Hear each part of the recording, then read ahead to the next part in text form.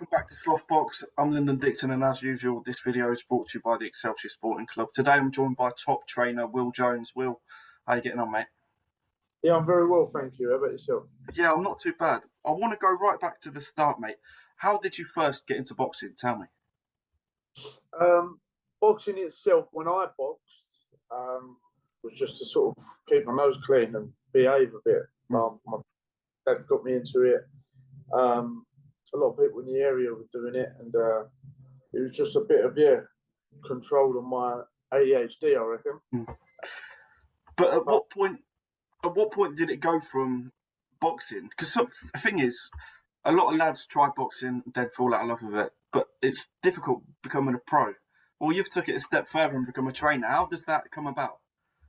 So I never become. I was a pro kickboxer, but I never become a pro boxer myself. I only fought unlicensed, but I went around and sparred some of the best pros that are still around now. I sparred White, Chisora, Joe Joyce, Davidson, Dubois. I was sparred some really, but yeah.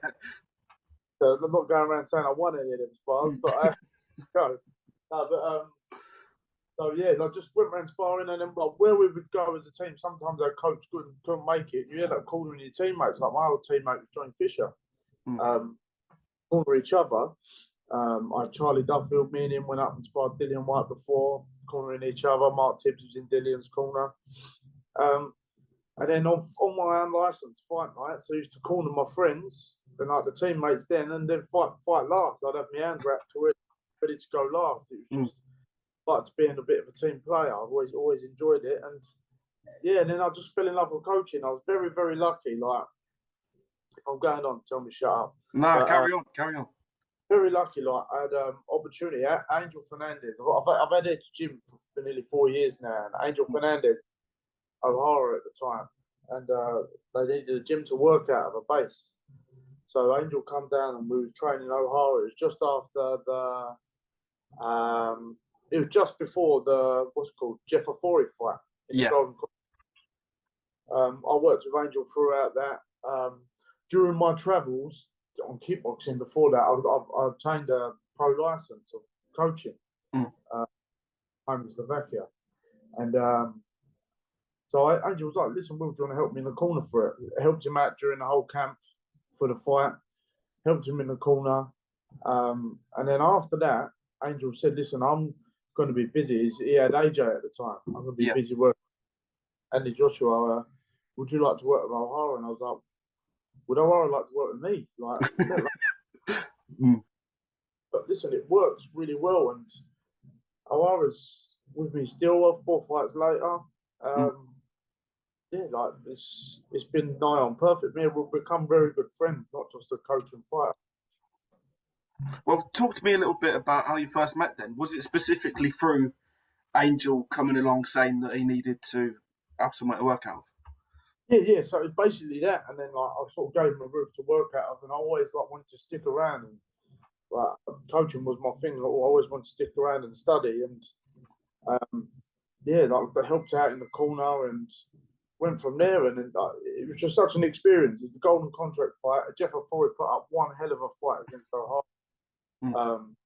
And I just, it was instant love. I've got the feeling you get from being in a corner with someone who wins, especially when you've got a bit of passion behind them yourself and you've got a relationship with them. There's nothing like it. And it's a bug from then. And I was just, this is my job. This is what I want to do. Talking a little bit about Ohara, I mean, I've been a fan of his for a while, and it's been fascinating for me watching him go from the pantomime villain to, well, he's a mature head now. And if I'm honest, being on like social media a lot of people are rooting for him now, whereas before it seemed like people were almost hoping that he'd lose, you know what I mean, because of that personality. But have you almost seen the change in character in the gym as well? Yeah, listen, Ohara at heart is a very, very good person. He's obviously what's happened in the past, that we all know about, this like thrown under a bus situation and all that. Like, it made him, he struggled to trust people after that. Like, so me and him, mate, we had a lot of hard work, and people do like to hate him. Like, I remember people go, how come you took him off? Like, he's this, he's that. And I'm like, it's not. He's actually not. He's been portrayed this way. He's actually like a great example. When my baby was born, Willow, last year, I was one of the first people to come around and see her. He's like that. He's such a caring person. Mm. He knows how to sell a fight. He knows what to say. Sometimes he gets a bit convinced to say the wrong things, but he knows what to do. And I don't think he minds playing the villain. Look how he embraced it in Newcastle. Yeah. To walk out in Newcastle to the Undertaker music, it took probably 7 minutes to walk to the ring as well, like in slow motion. Even I was like, fucking hurry up. Like, he embraced every bit of it, and it just says a bit about his character, doesn't it? Yeah. Well, the big news about him at the minute, he's just signed that contract with Oscar De La Hoya and Golden Boy. How huge is that for him at the minute? That's massive news.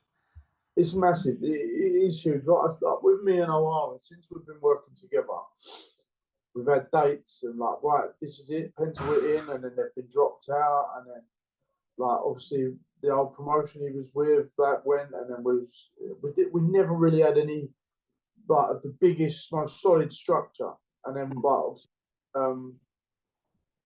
were just it felt like being let down a lot. We had dates, then they fell through, and then like this might happen, this might, it just felt like a pipe dream really, and then disruption came along. We've done the fight with Ritson, and then now like the fight deal with Golden Boy Promotions, and listen, being part of it with him it's emotional because with Ohara's man, like think of it this way. See, I had a spell a while ago where I was saying I was convinced I would get Ohara to this point, and I would say on any interview, right, Ohara could be a world champion. People would the comments underneath were driving me mad. People thinking I'm nuts, dickhead, and like, what is this?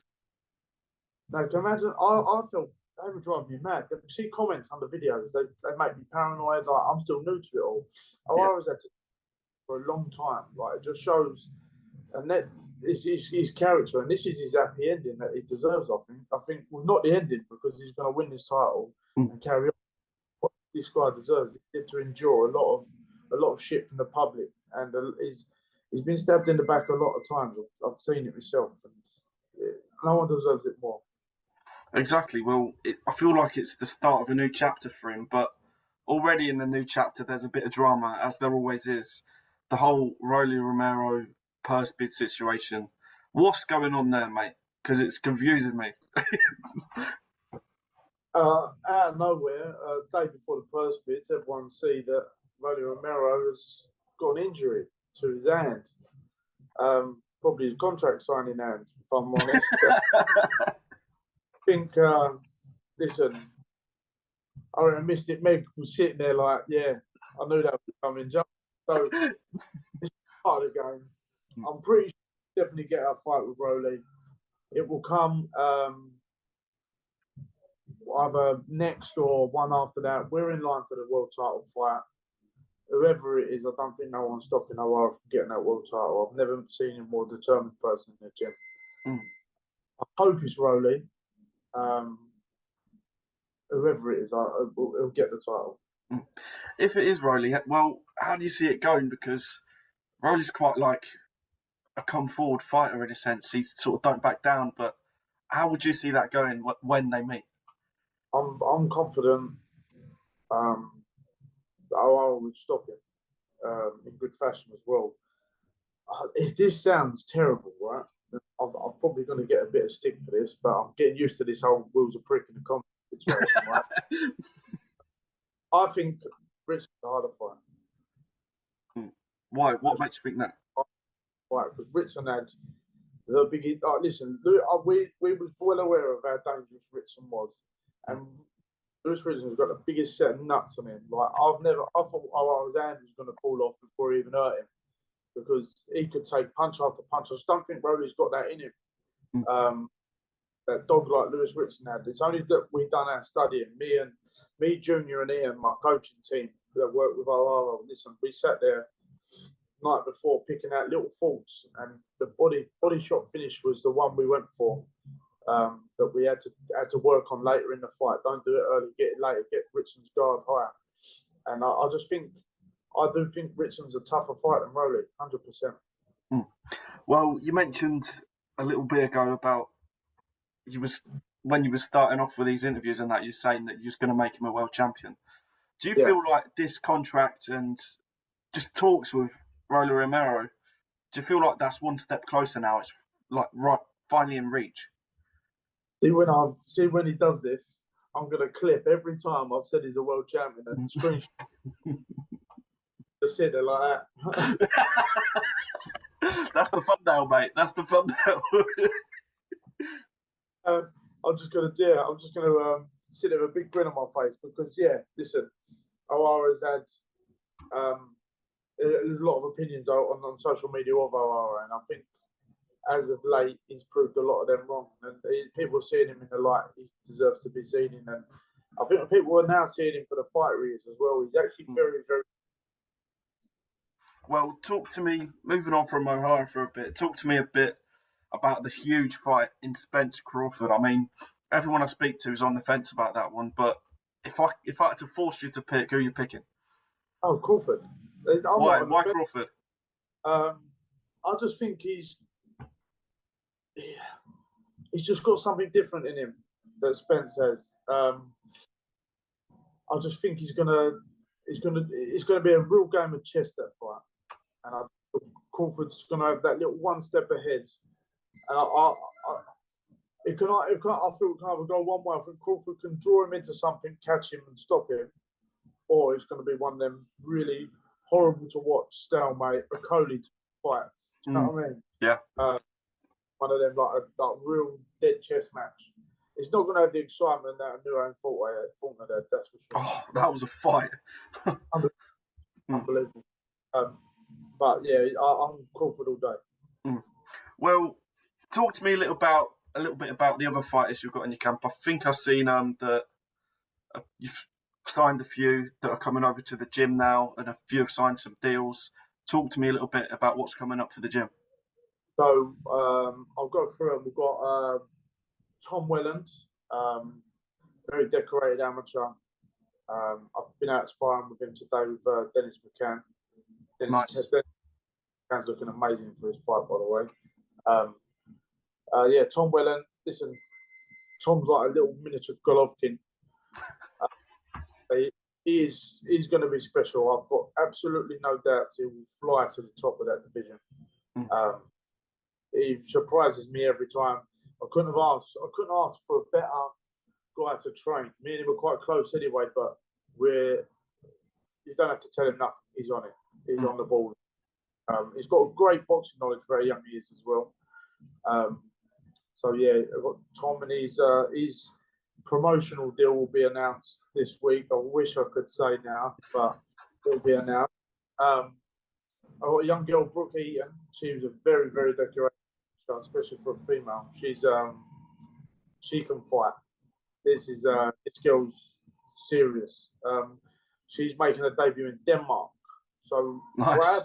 What happened with Brooke, right, and this is, how do I come across like this without having a rant to British Boxing Board of Control? Brooke, I didn't have it's troubled upbringing. Let's say that. Amazing, her dad's amazing. They're great people, but growing up a few years goes hard, and Brooke sees trouble comes. Trouble attracts trouble. Brooke's tried to better herself now. Was at the finishing line to the opportunity to better herself, and the Boxing Board of Control, because of criminal problems, refused her license. So we've gone another route to get it, because, and I put a post up about it a little while ago. Right, she didn't give up. It was my heartbreaking thing for her. They could have, but what they could have done. They could have just said at the interview, but instead they dragged out something that they sort of the answer anyway. It's just one of them things. So Brooke's now got a different license under another organisation for now, and hopefully we can keep clearing Brooke's name as much as we can, and then push on to a better future. Because all that girl wants to do is better herself and do something in boxing. And I really believe, and everyone who's seen her spar and train and fight, believe she can be special and she can go all the way. Now, well, that's all we want for her, and hopefully, after a few years, she gets reassessed and then given a British Boxing Board of Control license. Because I don't think I could go to Denmark 4 times. Yeah, so that's Brooke. I've just got a young boy from Tom's amateur, Faraz Abid, from Hotbox. He was I like this boy. He's got very light feet, loves his angles, good stiff jab, good puncher.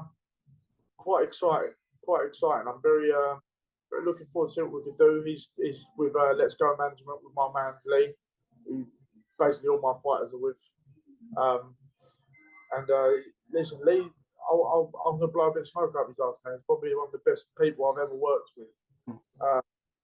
And Lee has, every promise Lee has made to me and my fighter, he's followed through.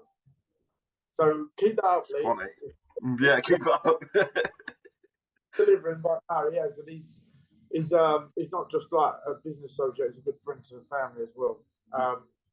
We've got Jordan Perkins will be back soon. Back in action soon after that loss to Ashley Lane. Like I said, I've said in interviews, Jordan a bit inexperienced for the fight, maybe. Bit of getting caught for the first time in boxing, rushed getting up, survived an absolute monster of a round, but come back and done brilliant. Do you know what I mean? Like fought that got him stopped. I pulled the fight. So we'll get him back and then back out at a good weight for him in December, back on the Top Tier show in Brentwood. Who else have I got? I think that's it for me. Harley Ben's with me. When he picks and chooses who he wants to fight, I'll be there. He's having a bit of a go with everyone at the minute, isn't he? So I like Harley. I've known him and his family a long time. He comes in, he's a good entertainer. He's very entertaining in the gym as well. 90% of the time he's in my gym, I'm chasing him around it. Make each other bite, but it's a good little connection we've got, and we will get him out by the end of the year as well. I did have Sonny Ali. Me and Sonny Ali have now parted ways. Sometimes in boxing, as a coach, I've got to swallow it. You can be too close to someone to be a coach and a fighter. Yeah. But personally, me and Sonny are very close, very, very close. Our partners are close, our families are close. And when, let's say, I'm giving him a bit of stick for training, he takes it too personally. And when he does something, I take it personally. And it just clashing heads. So, me and Sonny are parted ways mutually. Listen, I still do believe Sonny can go all the way. I do believe he's an amazing talent. Just needs to be. He needs to show it. He needs to show it on the stage, and he will. I'm 100% certainly will. I think he's doing a little trial at the Peacock Gym, my friend, and I think it'll be nothing but amazing for him being around in that environment with people with such experience. So, listen, I wish him all the best. He's the first person I think knows about it. Like the public, everyone close to us does. You know what I mean? But yeah, it's just one of them things. Not. You can't work with everyone, but you can still be friends with everyone. Do you know what I mean? Exactly, mate. I think that's it for my stable at the minute. Thomas Galbraith will be back out December after a few issues he's sorting out. He's back boxing December, and that's about it. That's about it for us. Well, mate, it's been a pleasure so far. But the last question: talk to me about where you see yourself come the end of the year. It's Christmas time. You're with a family. What have you done? Hopefully got surrounded by presents, because I think I just hope we've done it for Ohara. But I hope we've got him in a position where he's happy. If not the world title around his waist while he's in his Christmas dinner, but then a lot of good money. And I just want my stable to keep thriving. They're all hard workers. I just want to see people back them and get behind them, because they're all good kids, and just hope we're doing well. I just want to be content, a little bit less stressful. Well, mate, like I said, it's been a pleasure. I've been Linda Dixon. It's been Will Jones, and we'll see you on the next one. Pleasure, my friend. Thank you very much.